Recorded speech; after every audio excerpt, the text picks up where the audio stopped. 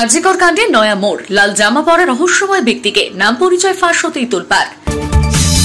জেলে রুটি সবজি মুখে রোচে না এক চাউমিন খাওয়ার বায়না সঞ্জয়ের। রহস্য এখনো অধরা আরজিকর কাণ্ডের আবহে এবার কড়া বার্তা প্রধানমন্ত্রীর।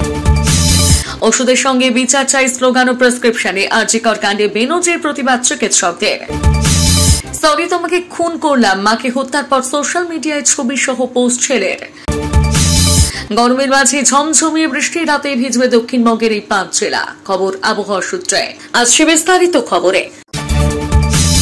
আরজিকর কাণ্ডে ক্রমে ঘনীভূত হচ্ছে রহস্য। পেঁয়াজের খোসার মতন সামনে আসছে একের পর এক বিস্ফোরক তথ্য। সম্প্রতি যেমন সেমিনার রুমের একটি ছবি প্রকাশ্যে এসেছে, সেখানে দেখা মিলেছে লাল জামা পরা এক ব্যক্তি। তাকে ফরেনসিক বিশেষজ্ঞ বলে দাবি করা হয়েছিল। তবে এবার তার আসল নাম পরিচয় প্রকাশ্যে আসতেই তুমুল শোরগোল পড়ে গিয়েছে। লাল জামা পরা রহস্যময় ব্যক্তিটি কে? আরজিকর হাসপাতালের 4 তলার সেমিনার রুম থেকে মহিলা চিকিৎসকের দেহ উদ্ধার হয়েছিল। সমাজ মাধ্যমে ভাইরাল হওয়া ছবিতে সেই ক্রাইম সিনে একাধিক ব্যক্তির উপস্থিতি চোখে পড়েছে। তারা কি বহিরাগত? এই প্রশ্ন উঠতেই সংবাদ মাধ্যমের মুখোমুখি হন ডিসি সেন্ট্রাল ইন্দিরা মুখোপাধ্যায়। সেই ছবিতে যাদের দেখা যাচ্ছে প্রত্যেকে চিহ্নিত করে পরিচয় দেয় তিনি। ফরেনসিক বিশেষজ্ঞ নন, লাল জামা পরিহিত ওই ব্যক্তি। লাল জামা পরিহিত ওই ব্যক্তিকে ফরেনসিক বিশেষজ্ঞ বলে দাবি করা হয়। তবে এবার তাকে নিয়ে সমাজ মাধ্যমে একটি দীর্ঘ পোস্ট করেছেন ইন্ডিয়ান মেডিকেল অ্যাসোসিয়েশনের পশ্চিমবঙ্গ শাখা। দাবি করা হয়েছে ওই ব্যক্তির নাম অভিক দে। তিনি এসএসকেএম হাসপাতালের সার্জারি বিভাগের প্রথম বর্ষের পোস্ট গ্রাজুয়েট ট্রেনি। IMA বেঙ্গলের দাবি, পোস্ট গ্রাজুয়েশনে অভিকের অ্যাডমিশন নিয়ে বিস্তর বিতর্ক রয়েছে। এদিকে এই তথ্য প্রকাশ্যে আসতেই শুরু হয়েছে চাপানো উত্তর। পোস্ট গ্রাজুয়েট ট্রেনিকে কিভাবে ফরেনসিক বিশেষজ্ঞ বলা হলো? অন্য হাসপাতালের চিকিৎসক হয়েও তিনি কিভাবে ক্রাইম সিনে ঢুকলেন? তার ভূমিকা কি? কেন তাকে বাধা দেওয়া হলো না? এমন নানা প্রশ্নের দেখা মিলেছে। এদিকে সর্বভারতীয় একটি সংবাদ মাধ্যমে রিপোর্টের দাবি করা হয়েছে, সিবিআই সূত্রে খবর, আরজিকরের ঘটনার ফরেনসিক নমুনার সংগ্রহে বেনিয়ম হয়েছে। রিপোর্ট অনুসারে যে ফরেনসিক বিশেষজ্ঞদের ক্রাইম সিন থেকে নমুনা সংগ্রহের কথা ছিল, তারা সেটা করেনি, বরং তাদের পরিবর্তে অন্য 2 জন সেই কাজ করেন।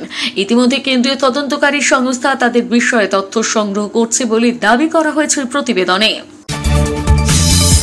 জেলের খাবার মুখে রুচছে না আরজিকর কাণ্ডে ধৃত সঞ্জয় রায়। প্রভাবশালী কক্ষপথে ঘোরাফেরা করে সঞ্জয় জেলে যেতে দেওয়া রুটির সবজি একেবারেই নাপসন্দ।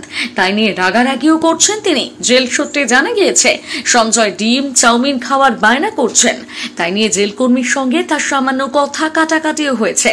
আরজিকর হাসপাতালে গত 9 অগস্ট ডাক্তার ছাত্রীকে ধর্ষণ করে খুনে অভিযুক্ত সঞ্জয় রায় বর্তমানে কলকাতার প্রেসিডেন্সি জেলের হেফাজতে আছেন। তদন্তকারী দল সিবিআই তার পলিগ্রাফ টেস্টও করেছে, কিন্তু বন্দী অবস্থায় জেলে খেতে দেওয়া রুটি তরকারি খেতে চাইছে না ধর্ষণ ও খুনে অভিযুক্ত সঞ্জয়।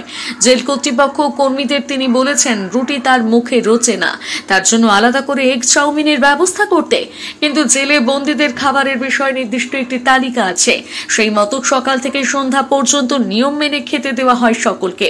তাই তাকে আলাদা করে কোনো খাবার দেওয়া যাবে না বলে জানিয়ে দেওয়া হয়েছে। জেলের বাইরে থেকে খাবার আনা বা বাড়ির খাবার খাওয়ার ব্যাপারে আদালতের হুকুম লাগে। সে কারণে অভিযুক্ত সঞ্জয় এই অন্যায় বাইনে রাখা সম্ভব না। না হলেও বেজায় চটেছেন সঞ্জয়। জেলকর্মীরা তাকে যখন রুটির সবজি দিতে আসছেন তা দেখে মাথায় আগুন চলে যাচ্ছে সিভিক ভলেন্টিয়ারের। এ নিয়ে জেল কর্মীদের সঙ্গে বচসা হলেও আর কিছু জুটবে না জানার পর তা খেতে রাজি হয়েছেন।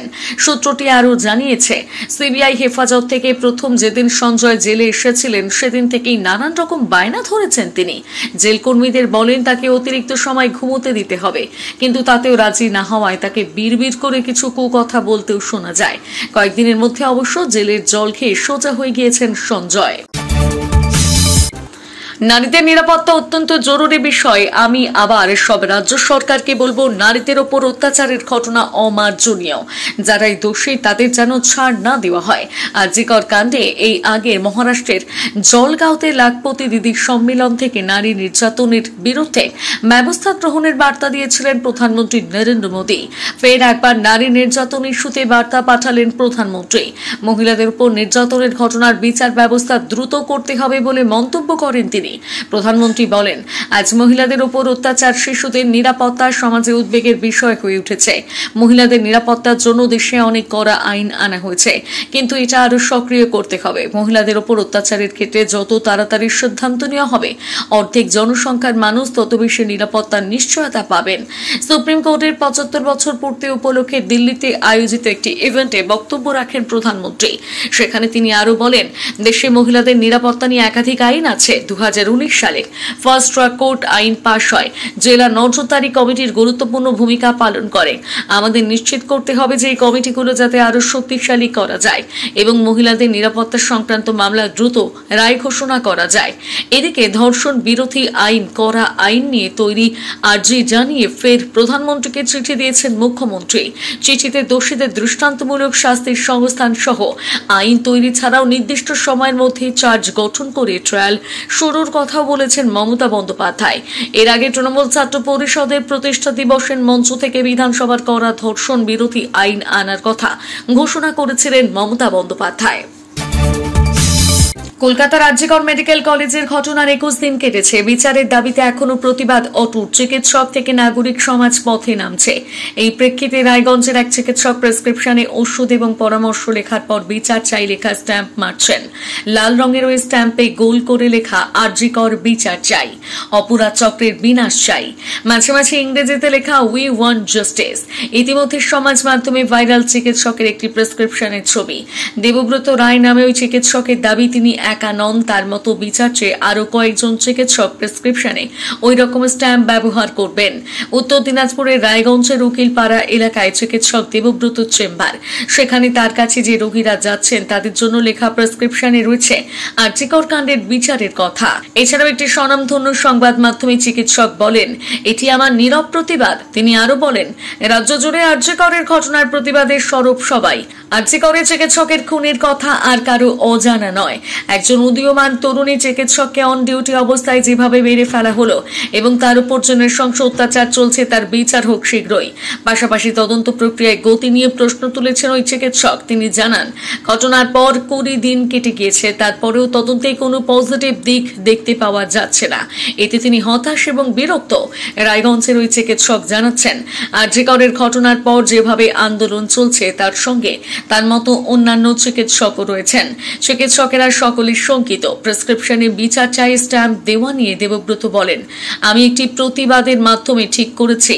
এর মাধ্যমে আমরা আমাদের রোগীকে জানতে চাইছি। আমরা এই ঘটনায় আরজিকর চিকিৎসকের ধর্ষণ ও খুন এবং দুঃখিত এর প্রতিবাদ করছি। তার সংযোজন আমাদের চিকিৎসকদের কাছে রোগীরাই সব, তারাই আমাদের সবচেয়ে কাছের, তারাই আমাদের পরিস্থিতির কথা তুলে ধরছে। পশ্চিমবঙ্গের অনেক চিকিৎসক এইভাবে প্রতিবাদে সামিল হচ্ছেন। 2-1 দিনের মধ্যে দেখবেন অনেক চিকিৎসক এই একই পন্থায় প্রতিবাদ জানাচ্ছে। সরি তোমাকে খুন করলাম। মাকে খুনের পর এই ভাষাতে সোশ্যাল মিডিয়ায় ছবি সহ পোস্ট করলেন গুণধর ছেলে। শারীরিক এবং মানসিকভাবে অসুস্থ ছিলেন বছর 48-এর ওই মহিলা। অভিযোগ, মায়ের উপর বিরক্ত ছেলে কুপিয়ে এবং শ্বাসরোধ করে খুন করে। এরপর সোশ্যাল মিডিয়ায় পোস্টে সে কথা জাহির করেন। পুলিশ গ্রেপ্তার করেছে অভিযুক্তকে। ঘটনাটি গুজরাতের রাজকোটের। ছেলে নীলেশ গোসাইয়ের হাতে খুন হয়েছে জ্যোতিবেন। প্রায় বছর 20 আগে স্বামীর সঙ্গে বিবাহ বিচ্ছেদ হয় মহিলার। এরপর থেকে পুত্র নীলেশকে নিয়ে রাজকোটের ইউনিভার্সিটি রোডের ধারে জগৎ সিং উদ্যানের ঠিকানায় থাকছিলেন।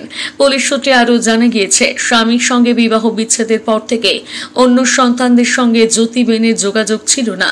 এই সঙ্গে মানসিক কিছু সমস্যাও দেখা দেয় জ্যোতিবেনের। সেই মতো চিকিৎসাও চলছিল। এরই মধ্যে প্রায় 1 মাস আগে ওষুধ খাওয়া বন্ধ করে দিয়েছিলেন মহিলা। সেই কারণে তার মানসিক অসুস্থতা আরো বেড়ে গিয়েছিল। প্রতিবেশীদের বক্তব্য, সাম্প্রতিককালে মায়ের শারীরিক ও মানসিক অসুস্থতা নিয়ে প্রায় বাড়িতে অশান্তি হতো। এদিকে পুলিশ জানিয়েছে, খুনের আগে মায়ের সঙ্গে জোর বচসা হয় ছেলের। এরপরই ছুরি দিয়ে হামলা চালায় নীলেশ। সবশেষে কম্বল দিয়ে মুখ চেপে শ্বাসরোধ করে জ্যোতিবেনকে খুন করে তার পুত্র। খুনের পর সোশ্যাল মিডিয়ায় নীলেশ লেখেন, সরি তোমাকে খুন করলাম। আরও একটা পোস্টে লেখেন, আমি নিজের মাকে খুন করেছি, আমার নিজের জীবনকেই হারিয়ে ফেলেছি। বৃষ্টি কমেছে, বেড়েছে তাপমাত্রা। আবহাওয়া দপ্তর জানিয়েছে বঙ্গোপসাগরে তৈরি হওয়া নিম্নচাপ ক্রমে ওড়িশার দিকে সরে যাচ্ছে। তবে এর জেরে আজও উত্তাল রয়েছে সমুদ্র। যদিও এই নিম্নচাপের কারণে কলকাতা সহ দক্ষিণবঙ্গের জেলাগুলোতে ভারী বৃষ্টির সম্ভাবনা নেই। হালকা থেকে মাঝারি বৃষ্টি হতে পারে কোথাও কোথাও। আপাতত ভারী বৃষ্টির বিদায় দক্ষিণবঙ্গে। আবহাওয়া দপ্তর আরও জানিয়েছে আগামী কয়েকদিন দক্ষিণবঙ্গের সব জেলাতে বিক্ষিপ্তভাবে হালকা থেকে মাঝারি বৃষ্টি হতে পারে। আগামী 7 দিন দক্ষিণবঙ্গে বৃষ্টির পূর্বাভাস রয়েছে। কোথাও কোথাও বজ্রবিদ্যুৎ সহ বৃষ্টির পূর্বাভাস রয়েছে। তবে ভারী বৃষ্টি বা বজ্রবিদ্যুতের কোনো সতর্কতা আপাতত নেই। রবিবার দিন থেকে দক্ষিণবঙ্গের উত্তর 24 পরগনা, দক্ষিণ 24 পরগনা, পূর্ব মেদিনীপুর, পশ্চিম মেদিনীপুর এবং ঝাড়গ্রামে বজ্রবিদ্যুৎ সহ বৃষ্টির সম্ভাবনা রয়েছে। এদিন হালকা বৃষ্টিতে ভিজতে পারে ঝাড়গ্রাম, উত্তর 24 পরগনা, দক্ষিণ 24 পরগনা, পূর্ব মেদিনীপুর, পশ্চিম মেদিনীপুরের কয়েকটি জেলা। নিম্নচাপে উত্তাল রয়েছে সমুদ্র, তাই মৎস্যজীবীদের সমুদ্রে যাওয়ার নিষেধাজ্ঞাও জারি করেছে আবহাওয়া দপ্তর।